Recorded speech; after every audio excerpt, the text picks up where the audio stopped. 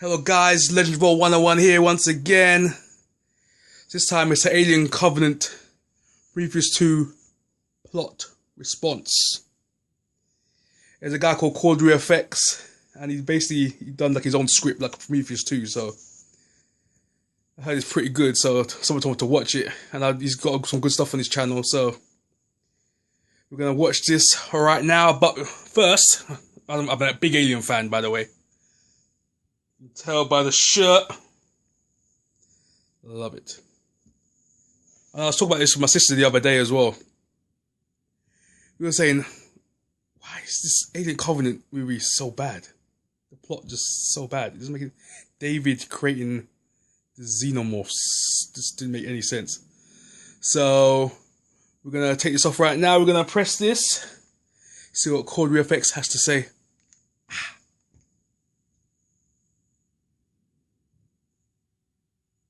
And the comments have not stopped.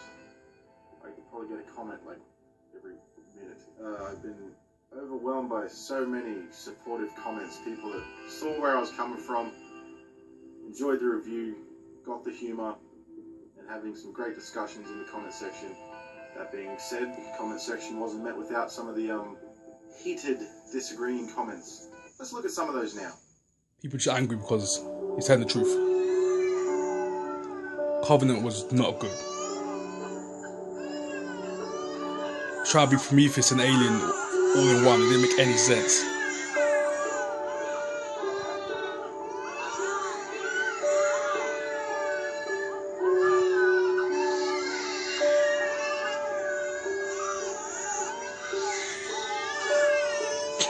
People just crying. Oh, you poor things. So the point of this video is, after reading so much of the comments and actually gauging of what people liked about Alien Covenant and what people hated about Alien Covenant, but also the overall... It's like mega hot over here as well. It's like in the UK, it's like mega hot. It's like, I live in London, it's like mega hot. 1979's Alien. What I have done is jotted down right a dot point system of what I reckon the second movie in this franchise, the Prometheus sequel, should have been. This is gauged on what I thought the sequel logically would have been following Prometheus. Now, something I wanted to make very clear about my review, because people just think I'm just trashing this whole franchise in general, and people think I was just trashing Ridley Scott. All I care about is the continuity of linking up to the first Alien. I'm all about continuity. If you're going to do a prequel, all I want is for it to just make sense. I get that complete satisfaction. Write in the comments down below what your script would be. We're getting that proper connection. Follow up from Prometheus to Alien. See what your story be. I want to know. Because all right, let's get into this. My story is pretty similar to his one. Scott made Prometheus. He announced that the following movie was going to be called Paradise. This is a part of Prometheus. I can't even remember where they say that. Yeah, because you heard Ridley Scott's going to call it Paradise Lost or something. Paradise or something like that. Will be Paradise. It's going to be a proper Prometheus sequel, but then they just went off when they made Alien Covenant, which was stupid. Prometheus. It's the name of the ship, but it's also got its Prometheus metaphors of the god giving the flame, that whole story. The following movie would be called Paradise.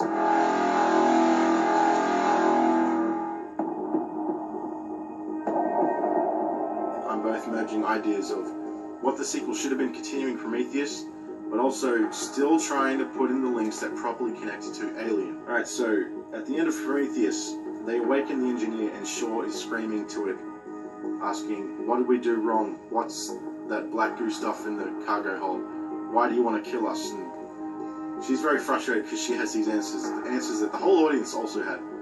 Right at the end of the film, she goes, I'm going to meet my creators and I'm going to look them in the face and I'm going to get my answers, or something to that effect. Alien Covenant gives you no answers. David puts her in cryosleep and kills her and then kills the entire engineer planet. Getting the vibe that's what people hate the most about this sequel, is it literally gives you no answers in this film.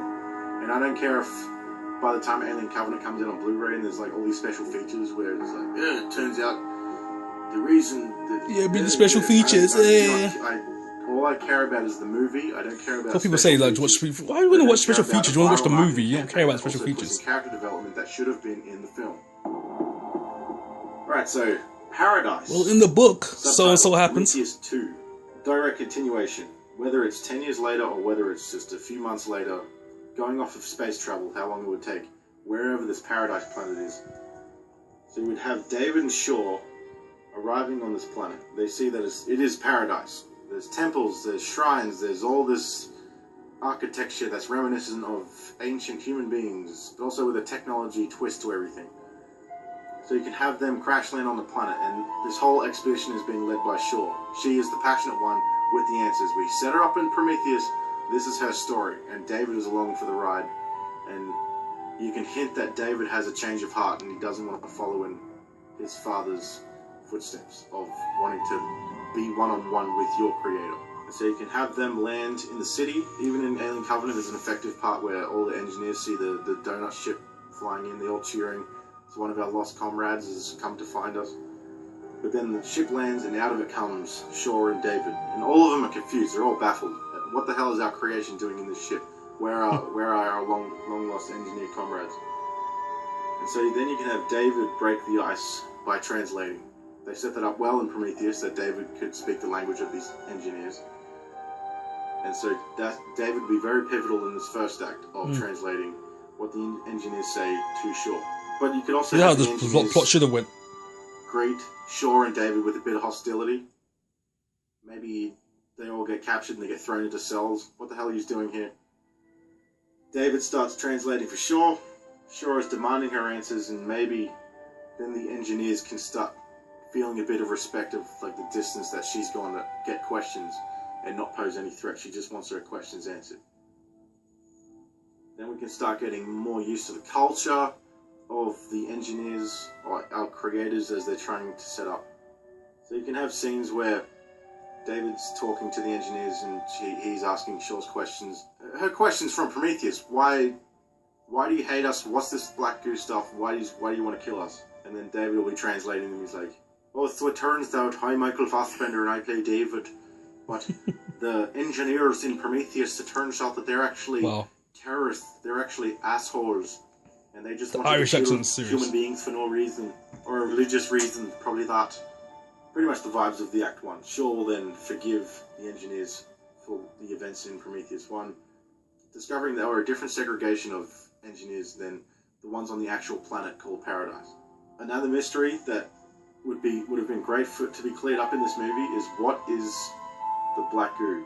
Now, the frustrating change with Alien Covenant is Ridley Scott changed his mind. The engineers didn't make him, David made him, which I thought was far more interesting. Something that could be simple. What I've gauged, a lot of people do not Scott want has lost it, man. I feel so bad for that guy, man. He's lost it, man. Something like an actual planned out design. What if they were just a species that just existed? Now, something that could that's the idea I had, that my sister had. Is what if the actual xenomorphs were an ancient species? What if they would have existed like already on the planet itself? They were worshipped. They were the perfect organism. Once the actual xenomorphs, they don't have to breathe. They can live in both hot and cold environments. They are the ultimate weapon. They don't need anything to survive, really. They just need to be. However, once they've taken over a planet, then they sort of die out. With no more hosts, xenomorphs will probably just deteriorate over time, over lots of time, and it's just endless eggs everywhere with no host to actually impregnate with the embryo. So that's all you get from the alien species. They'll eventually die off when there are no more hosts. And they have all been extinct for a while. For no host on the planet, it's done. Black goo can be race is an done. engineer's sort of mineral that should can live extract for a long time, DNA though. from fossils, but it's like still like this coding thing where they need to crack it. The DNA of the xenomorphs are in this, but they need to actually engineer it to get the right DNA out, because it could probably just be anything, because xenomorphs crossbreed with so many things. Maybe the xenomorphs over time crossbred with space cobras, with giant tentacle octopus things, blue dolphins, but they are not the pure ones. And the pure ones are what the engineers used to worship. Or they are the pure... Yeah, the aliens could be some ancient race. That would help explain the mural in Prometheus, where this thing looks like just like the traditional alien, and there's some kind of artwork on the wall, which also goes against why they were so OP, but they couldn't survive because and saying The race is very it's still mate, counterproductive to itself this because thing is the xenomorph as a bit it of takes artwork hosts. So before like, once the David hosts even run knew out, about it. it's like So, whilst hanging out destroys with the itself. engineers and learning more about them, they could start showing David more of their science division, and then that explaining that that's what the black goo is. They're trying to extract the proper, pure DNA of the xenomorphs out of it, but they just can't get there yet. David gets a look at it, and being an actual android, he can calculate everything about it, and he immediately figures out what they're missing, what they need, and he starts memorizing that, and he starts like actually working on himself, keeping things to himself. Where we now know the mysteries of the black goo, we now know what the engineer's intent is. This is where the plot goes awry. All of a sudden, the engineers will just turn weird on them. Shaw doesn't know why, because she doesn't speak their language, but all of a sudden the engineers get more hostile. They start pointing fingers at David. She doesn't know what the hell's going on. So then they flee. They try to get off the planet. They can't trust the engineers anymore, but they don't know why yet. So they hijack the donut ship they're on, and they start to fly off. Shaw can just be riddled with questions again, like why are they angry at us all of a sudden? And then David can then have his big reveal, and he's like, "Hello, I'm David. Shaw, there's something I didn't tell you. I brought you here so that you can talk to the engineers. I wanted you to have your questions answered because you've been so gracious to me. When I got my head knocked off by one of them, you put me back together and you didn't have to. So I wanted you to get your questions answered. So deep. But now that you have, you're no longer useful to me. Guess what I did in the previous movie? I put a bit of black goo into your husband's drink and then you had sex with him and gave birth to the squid that didn't make sense. But now I must continue and finish what I started." And so, in this ship that's raised up, David then, just like an Alien Covenant, I didn't actually mind this part, but it just needed to be more worthwhile, opens up the cargo hold and just dumps all the black goo all over the engineer city. See, if they're built up to that point where it drops all the stuff in the actual planet, every single vial, it shouldn't be like a mini whole clip. It planet. was just so stupid to make it into a All mini clip. paradise It's then becomes just dumb. destroyed. Stupid. And in an effort to stop David, Shaw can then start trying to fight him, but since he's a robot, he's too stronger, because they showed in Alien Covenant that he's like super strong and can do kung fu. But in Prometheus, he was so weak he got his head ripped off with ease. But whatever. This is the big shit moment in the whole film. David's now destroyed paradise. He's wiped out all the engineers. While David is dumping the black goo all over the planet, wiping out all the engineers, destroying this planet, he grabs Shaw and shoves her into the cryo sleep against her will, and he like hits freeze and it closes on her, and she's like panicking. Keep listening, guys. It's getting and interesting. She goes to sleep, but then essentially a title card comes up saying like 5 months later or something. In this time, David has been perfecting the black goo, and he has been extracting the genuine xenomorph DNA. He is finishing what the engineers have started.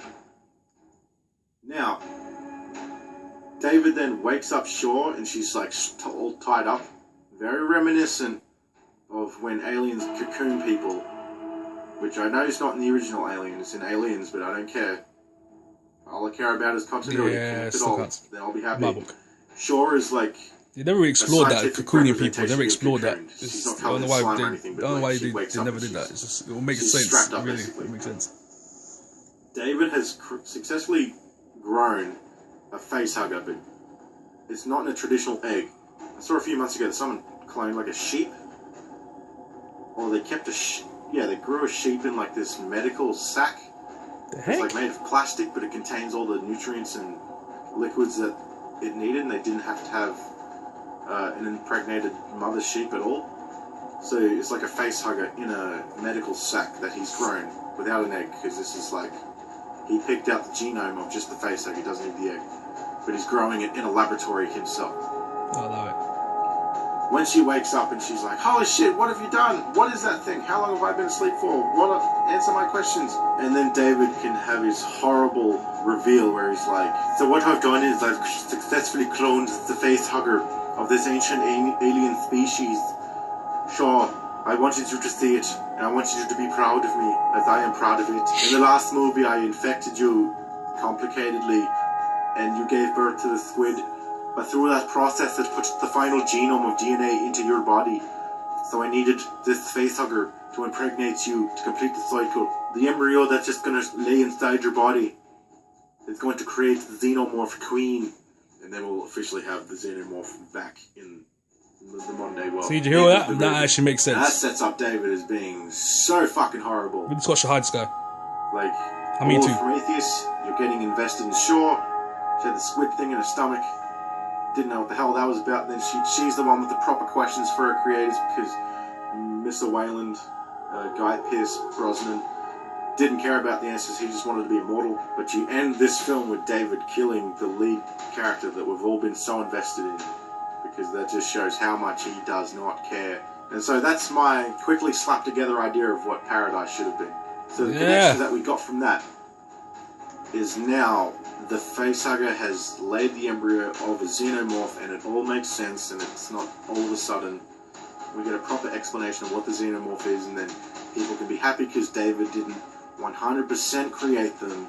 He was just finishing the cycle of recreating this ancient species, and it still gives the xenomorphs that mystery.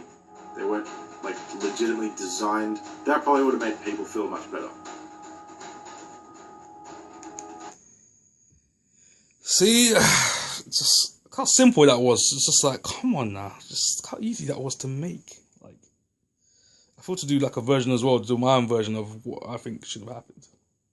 I think it should have done like a symbiote, planet symbiote idea where the race already exists, and the symbiote's always like almost linking to the hosts, and the hosts just go crazy. You know what I'm saying? That's how I think they should have done, like a Venom like situation. But I might do a version of that, my version, like of a plot. But as you heard, that was amazing. That was him just doing it on rough, off top of his head.